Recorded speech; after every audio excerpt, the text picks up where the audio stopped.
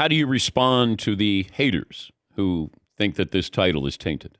I mean, should I respond to them in the same way? One of my favorite sound bites from our Sports Center years, Dan, was Patrick Waugh saying, I can't hear you with my ring in my ear."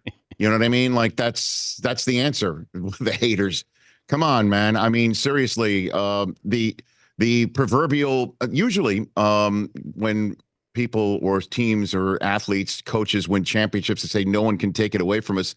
There's the NCAA. They might attempt to take it away from us this entire time. True. That has been percolating, but let them try. And Charles Woodson said it on my show when I had him on after the Rose Bowl victory. If people talk about asterisks or tainted, as I know you guys have on the program, that the bottom line is I'll just put on my national championship hat and my shirt and go about my business. I'm not used to being the villain, Dan. I'm not used to rooting for a team and being the villain.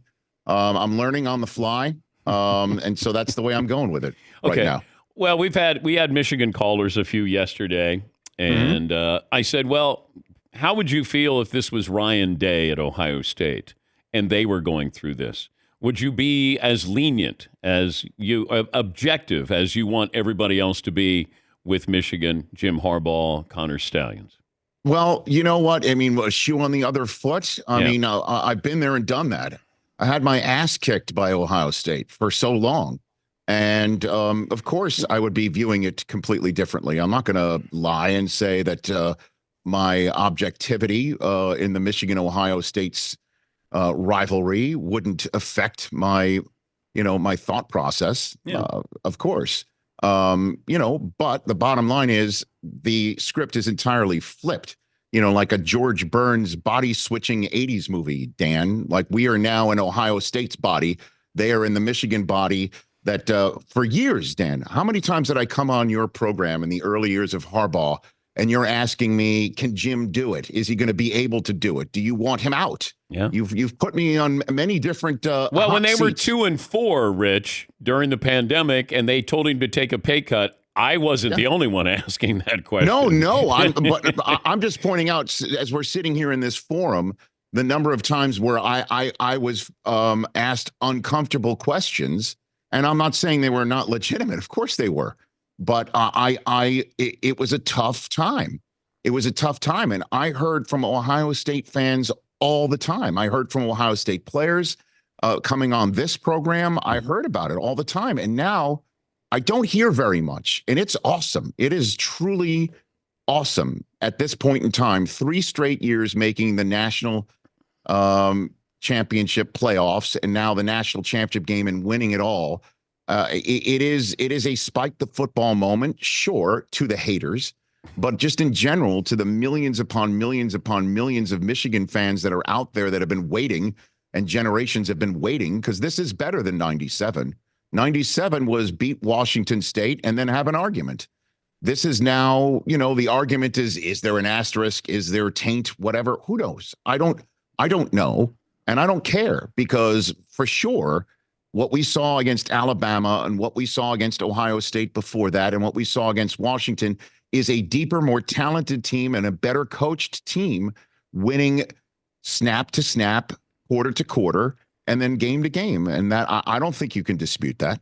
No, I can't. The performance, but it'll be disputed that somebody was doing something and it benefited somebody. So I think, the NCAA is going to take 5 years to get around to this. Jim Harbaugh might be on his second job after leaving Michigan. Maybe he's back at Michigan, but I just think that they're going to have to look at this and say, we suspended you for 6 games. Now, they're 2 separate incidents, but, you sat down for 3 and you said you were fighting it, then you didn't. That, to me, was a telltale sign. If he fought it, great. I don't want to have, this hanging over Michigan. They were a great team this year, but there's still some baggage that is there, and it doesn't fit in the overhead bin. I don't think we're ever going to find out what Connor Stalions' legion of phone videoers were actually put in the hands of somebody and actually pinpoint it to a moment where Michigan won it down. When this all happened, Dan, the video that came out of CJ Stroud pre-snap in a game against Michigan, and you could see behind him Michigan defenders or kids on the sideline jumping and pointing to the sky, and Stalions was whispering in the ears of the defensive coordinator and the coach at the time. Everybody was like, there it is, like the Rick Dalton gif from Once Upon a Time in Hollywood. There it is. That's it. And then when you actually look at the play, CJ Stroud scored on that drive.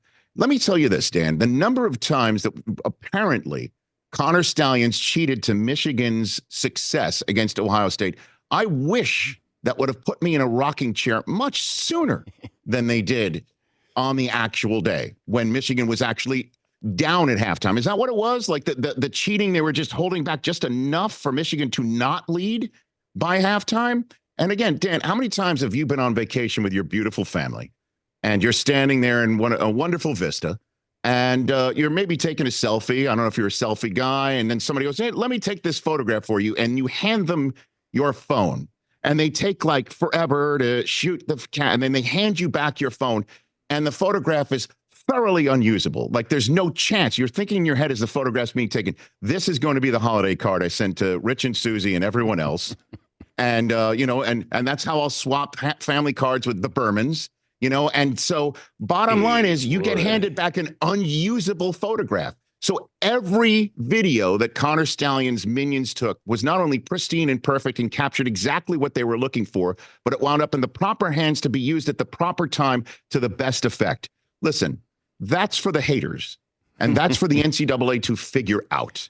But Jim sat down for 6 games, and he did sit down for 3, and the 3 most difficult ones, including one where he found out he was being sat on the flight out on a day that courts were closed and Michigan couldn't push back because it was a national holiday. Purposeful? Who knows? For another day. Bottom line is there's a banner, there's a ring, and that banner will always fly in Michigan Stadium. And I can never, ever, ever thank and repay these kids and the coaches and the staff of Michigan enough because it has been an incredible run. Incredible.